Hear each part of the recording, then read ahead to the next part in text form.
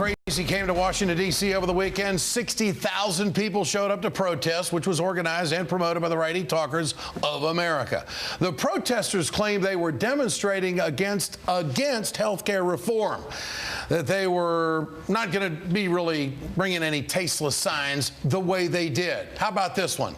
Bury Obama with Kennedy. And this, Obama lies, grandma dies.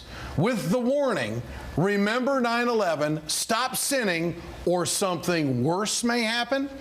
But many signs had nothing to do with health care at all. Like this woman holding a sign that says, "Where's my gun?" And this sign, "We came unarmed this time." We came unarmed this time?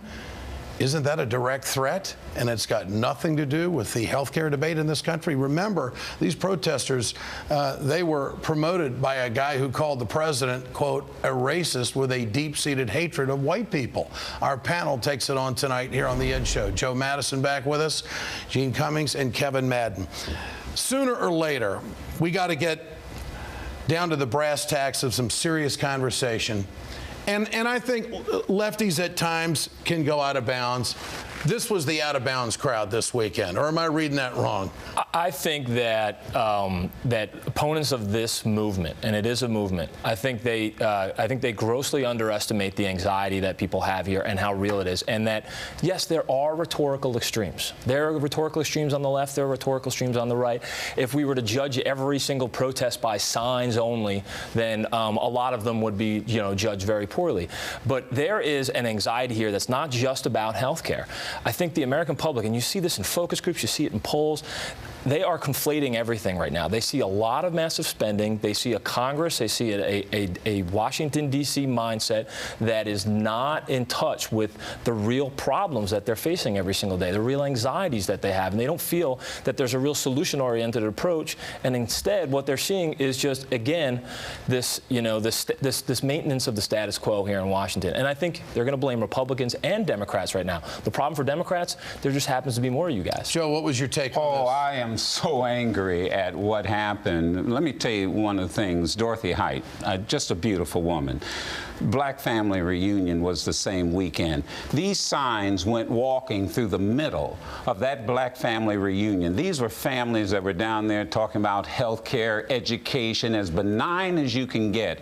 And they deliberately looked for confrontation when they could have avoided it. I mean, I am telling you that at some point in time in this country, we better wake up to realize when people start talking about killing grandma, you start talking about carrying guns, I hope he dies and goes where Kennedy goes.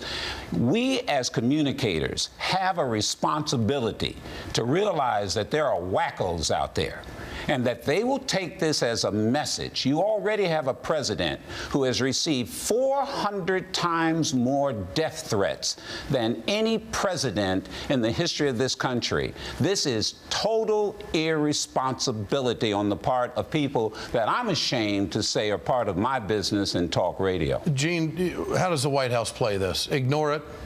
Absolutely. I mean, that's been the position that they've tried to take from the beginning. And in some respects, if the media had ignored it too, you'd have to wonder if it could have gotten as big as it is. I mean, I think that there may be aspects of this that are movement-like.